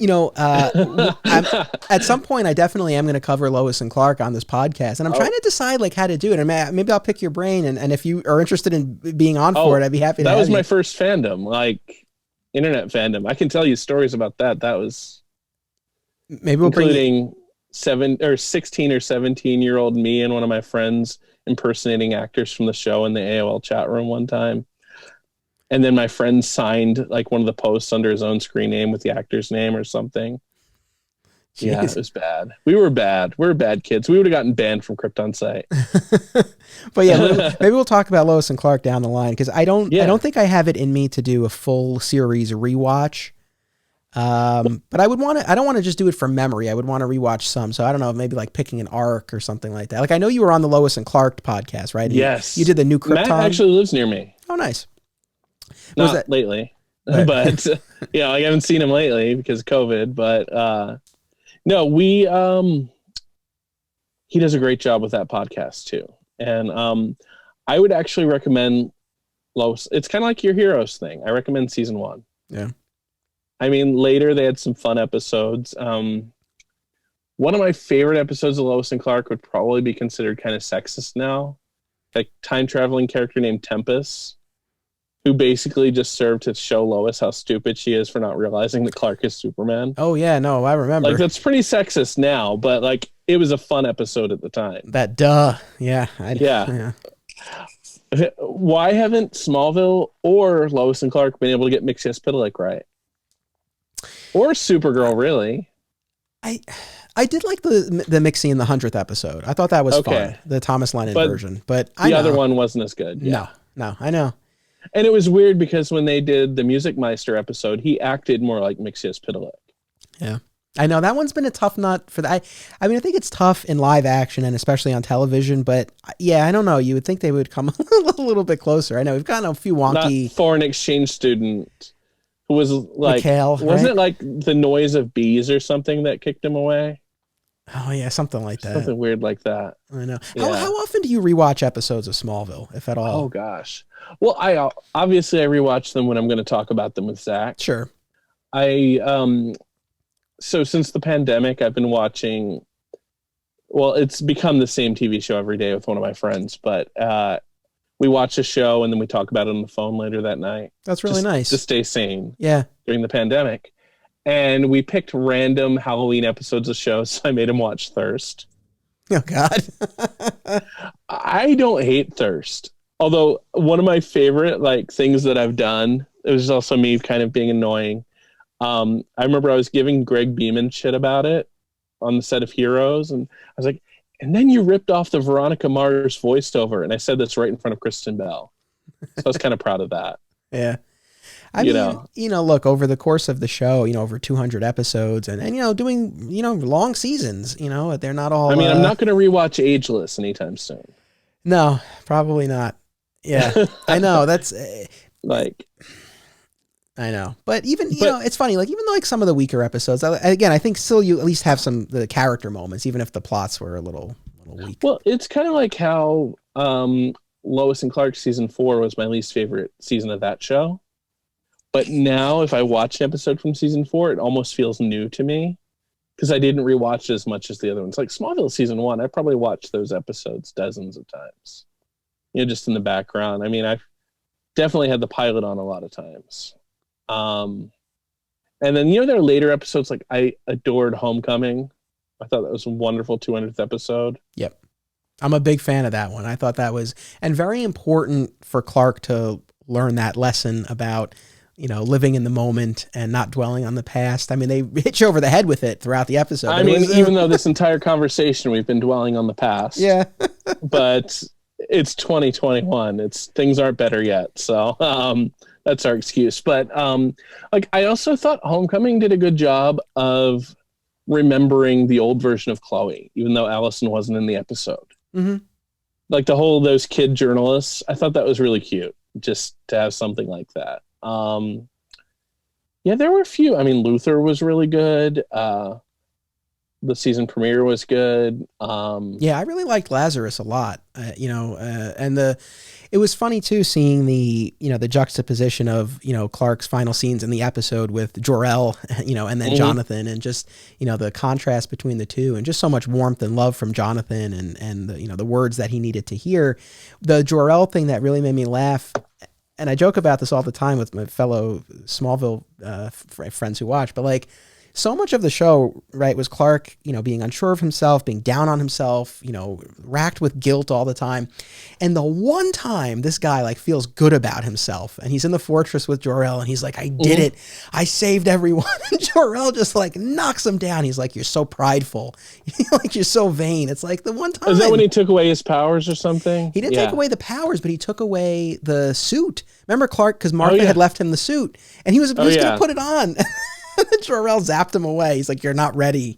You're too prideful. The true story is Tom Welling paid Jor-El to take away the suit. Yeah, I think that makes sense. You know, that does remind me of something I didn't like about the later seasons, though, is I didn't like that so many characters would come in just to tell Clark how much he sucks.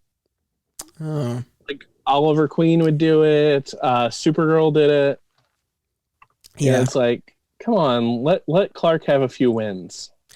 I don't disagree. What I liked about, and then I'll let you go because we've been talking for a long time, and I want to let you get on with your evening. But what I did like about the later seasons is that, I mean, again, we got some forward movement, but I really liked accepting the fact that we weren't going to see him as Superman until the very end. Right. I liked the idea in the context of the show of the red-blue blur and the blur. This idea that, like, okay, he's not going to put on a costume and show himself to the world, but he is going to be a superhero. He's going to be saving people, and he's just going to be doing it in secret. It at least gave, you know, something a little bit new to play. And I also felt like it's realistic. I mean, I could do a whole rant on the origin story of Superman generally, but I feel like it's this huge leap that's like kind of always taken for granted of like, oh yeah, he'll put on the costume and become a superhero.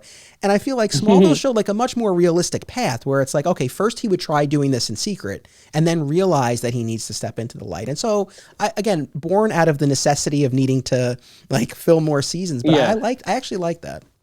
And some of the best scenes, like, I mean, I guess he wasn't completely out as the Blur yet, but like, was it season 5 or 6 premiere where the flood is coming and he saves the kid? Mm-hmm. And like, he gives him that little nod. Yeah.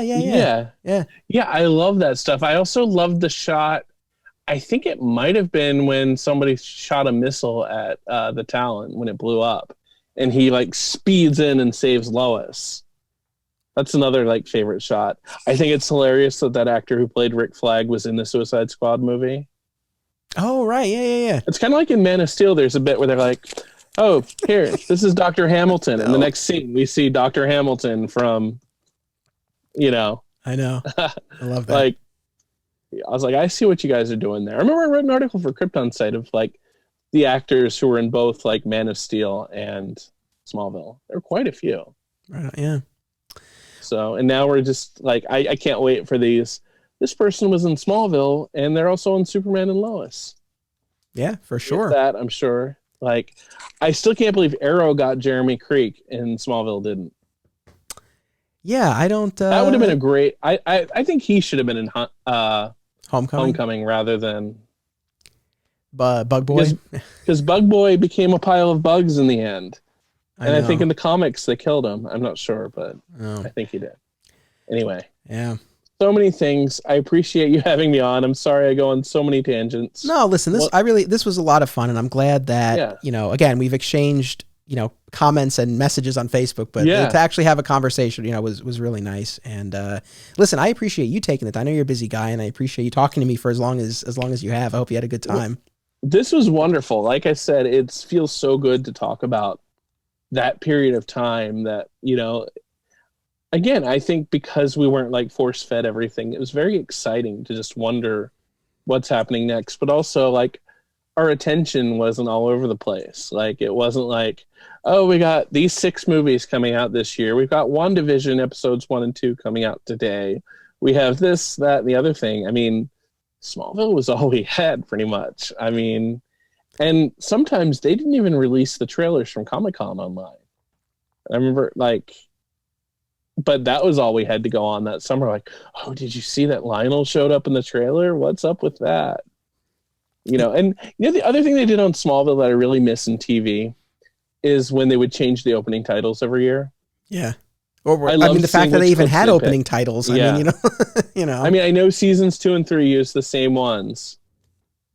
And, but like, and even like season 4 where they took Allison Mack out to try to trick us.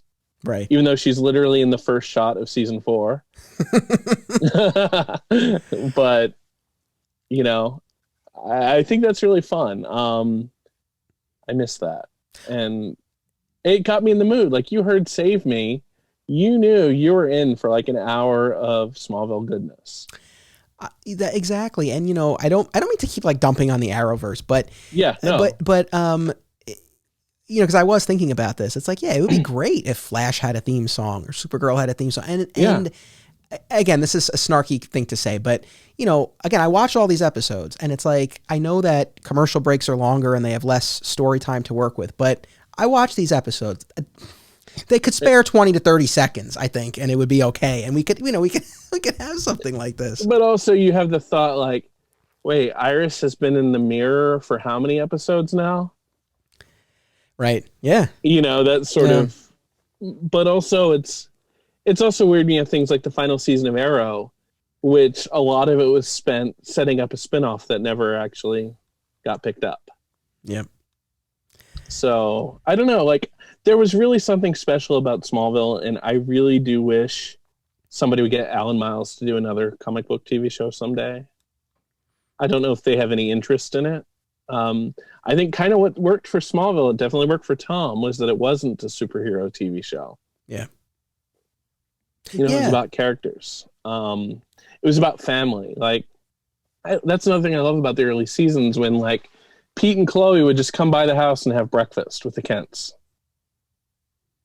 Yeah. No, I know. It's like little moments like that. I know. I think that really just gave the show a lot of humanity and texture, and you don't get that, and not just with the Arrowverse, but, other superhero shows. Well, like, which ones of us wouldn't dream of having a big old barn to hang out in all the time? Yeah. Like, that might have been my favorite Smallville set. Right on. Yeah, I mean, that's iconic. It was like, that's like the dream. So, I don't know. Like, I'm glad the show is still easily available on Hulu or DVD. Not Blu-ray, apparently. Mm-hmm. But, hopefully eventually it'll be on like HBO Max alongside all these other shows. For sure. I hope that that's in the works, because it certainly deserves its place within that DC hub on HBO. Yeah, now the DC universe doesn't exist, right. Or who knows? But exists in a different form. That's the other thing that I think Smallville taught us is, like, you don't have to have a character saying F Batman for your show to stand out. Right. Yeah, I mean, it had its risque moments, but it was overall pretty wholesome, especially, in the earlier seasons. Yeah, and if it didn't get wholesome, they just forget it the next episode. Clark gets married, goes to Vegas, she dies, and then he's trying out for football the next week. Right. Yeah, yeah. But I still will stand by the notion that I think Tom had the most chemistry with Sarah Carter. Oh, compared to the other love interests on Smallville? Yeah. Yeah, there was really something there for sure. Yeah. I think it's because they weren't forced to make it awkward. Because, like, with Lois, they had to play that I hate you aspect, like that for brother, a while. That like more like almost sibling vibe initially. Yeah. And then, like Lana, they would always have those awkward pauses. And then Chloe, I think they weren't intending to make her a love interest, so they were the most natural with each other. Yeah. It's so weird, but I know it's good stuff. Well, thank you for having me on. I'm sorry to keep talking. No, again, listen, this has been a lot of fun. Like I said, I appreciate you taking the time. I thank you again for your site and all the great work that you've done and you continue to do. KSiteTV.com and where people can follow you on social media as well, right? KSite TV, KryptonSite, anything like that, pretty much. Still keeping it up.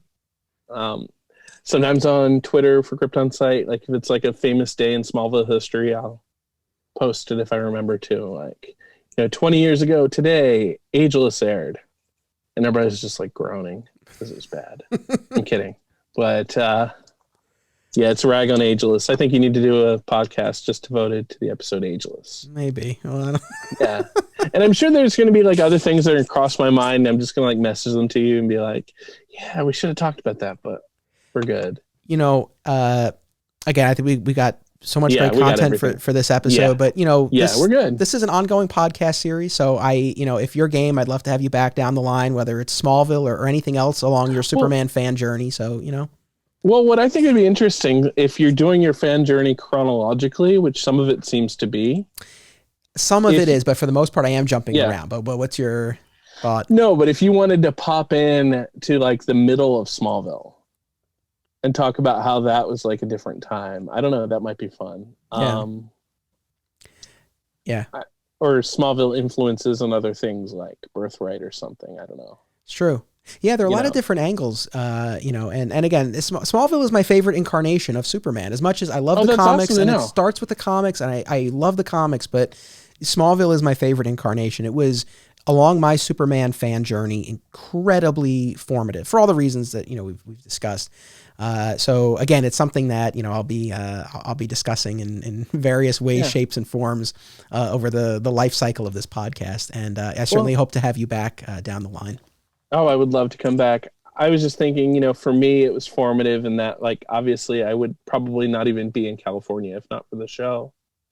But I feel like the Smallville journey was like, for you, it was like, your high school, your college, your grad school. For me, it was like my early adulthood, like, was spent seeing the show develop and, learning about the industry and seeing the ups and downs. And I mean, I don't think there will ever be another show like it, just because it kind of like my experience, it came around at the right time.